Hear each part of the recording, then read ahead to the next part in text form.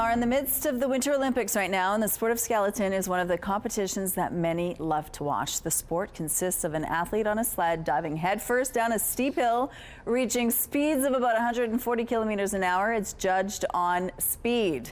A local athlete from Manitoba is part of Team Canada's skeleton team, but due to an injury, has had to sit out of this Olympics in Milano Cortina.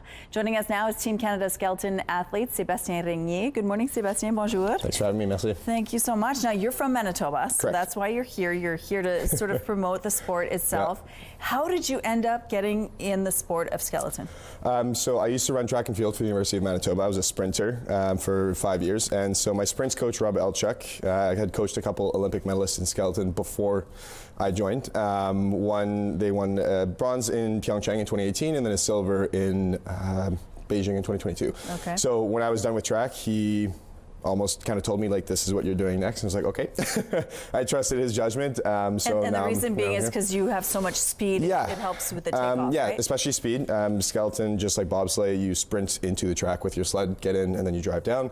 So obviously being fast at the start is probably the biggest kind of key performance indicator of you being good at the sport. Is if you're fast at the start, you'll hopefully eventually be good to get down the track. What's the fastest have you gone down that hill? 137, 138 kilometers an hour. That's wild. Okay, so describe to me what it's like. It's like a fancy and fast way of going tobogganing, right? Yeah, it's. I think it's a lot of fun. It's very hard to describe without someone actually doing it.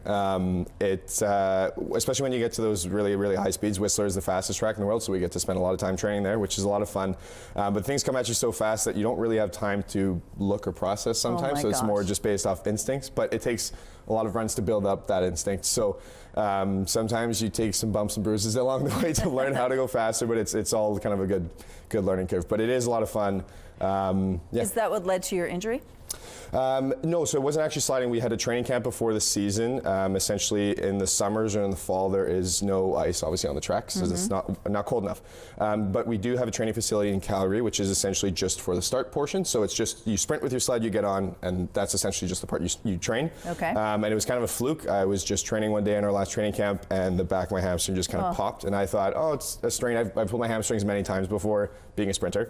And this time around, it took about 10 to 11 weeks to recover. So it was a lot worse than I thought. So obviously the first part of the season, which was qualifying for the Olympics, was a bit affected. But I tried my best. I still got away with personal bests in downtime and speed. So I did the best I could. But you will compete the next time. That is correct. In 2030, sure. That's the goal. Okay, yeah. so you brought your sled here. Yeah. Describe a little bit about how it works. So your head's over on this end, correct. Yeah. And then your knees go where? Okay, so I'll move my helmet. Essentially, your shoulders go at the front of the sled here, and then essentially your torso fits in the saddle. There's nothing strapping you in there. It's no, just there's no seatbelt. You just lay in it. You put your hands, you kind of tuck them in here. Okay. So you kind of hold on to the sled that way, and then your knees go at the bottom here. And skeleton is actually called skeleton because the saddles look like a rib cage. Okay. Not quite mine because I only have one bar, but most saddles also have second or third bars, so they look a bit more like a rib cage. But that's why it's called skeleton.